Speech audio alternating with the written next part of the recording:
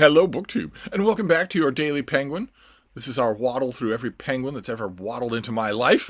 And today we are dealing with another Penguin Classic Deluxe Edition, and that is the Deluxe Edition of Franz Kafka, The Metamorphosis and Other Stories, which has this front cover, and then an enormous crowded back cover. And then you've got the deckled edges for these Penguin Classic Deluxe Editions and the French flaps. The French flaps have...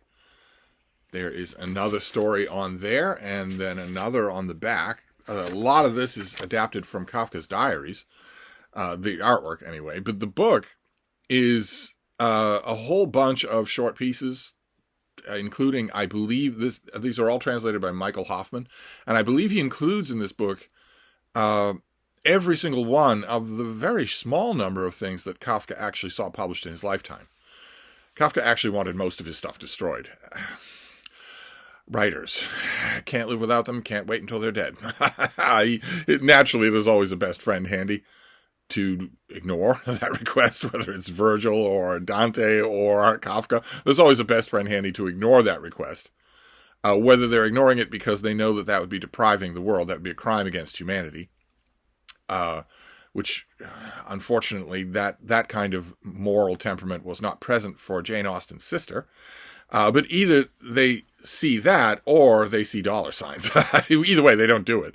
Although you have to wonder how many people did do it, and therefore we don't know the author. But this is a bunch of those shorter works, and also the Metamorphosis, which is the thing that Kafka is best known for. The story of Gregor Samsa, a man who wakes up one morning to find that he has been transformed into a giant bug.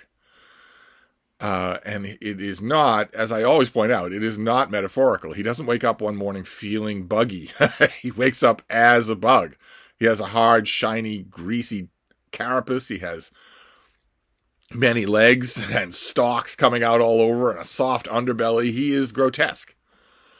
To himself and also to his family. He lives with his family and they also find him grotesque and don't understand what's going on. And neither do you as the reader. The Metamorphosis is one of the rare books that I know. It's a tiny little novella. It'll take you an hour to read. But it's one of the rare books I know that gets less comprehensible the more times you read it. Which I think, judging from what I've read of Kafka, I have to think that was the plan. But whether it was the plan or not, it is, of course, going to be the center point of any Kafka anthology. Like, this is a very good Kafka anthology. It doesn't, despite the fact that the cartoons are taken from the diaries, I don't think there are any diary excerpts in here. I don't think so. Fortunately, Schocken Books has done a couple of translations of the diaries and done them really well. So you've got plenty there to go and look for.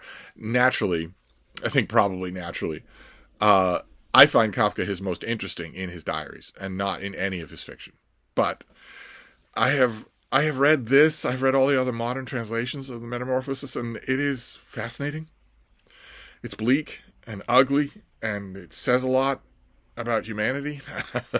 All the Kafka-esque things about humanity. So I was very happy to find this. I actually found this at the Strand bookstore. I was at the Strand bookstore with my friend Sam. I found this there 10 years ago. And it is amazing to me to think, there was of course a digression from Kafka, but part of Daily Penguin is also how the Penguins have interweaved with my own life. And it's amazing to me to think that when I found this at the Strand 10 years ago, was the last time that I've been to New York. That is just amazing to me. It's probably the last time I ever will go to New York. Certainly, it seems likely that it's the last time I'll ever visit the Strand. So, somewhere in my book journal, there is a list of all the things I got that day. And this was one of them. But it's going to be up to you, as I always say on this channel when it comes to translation. It's going to be up to you which English language translation of the Metamorphosis you want. Korngold or the Bernowski or this, or maybe some earlier one. It's going to be up to you. You're going to want to try some of them and see.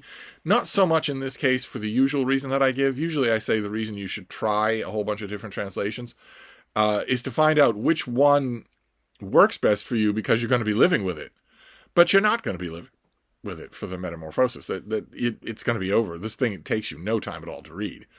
It's just going to be a question of flavor. What do you like in terms of translation? I myself think that Hoffman has all of the right enthusiasms. I don't think that he really catches Kafka. I don't think that he does. I don't think Korngold does either. I think Susan Bernowski really does a good job. And it's tough to do. Kafka, when he was writing the Metamorphosis, he was intentionally amplifying the natural ambiguous register of a lot of his prose. He was intentionally doing that. He didn't want this to be an easily understood parable or allegory or whatever. And it isn't. But that's an extra burden on the translator. So I like this, and I love all the other stuff involved here. I'm a big fan of Penguin Deluxe editions anyway.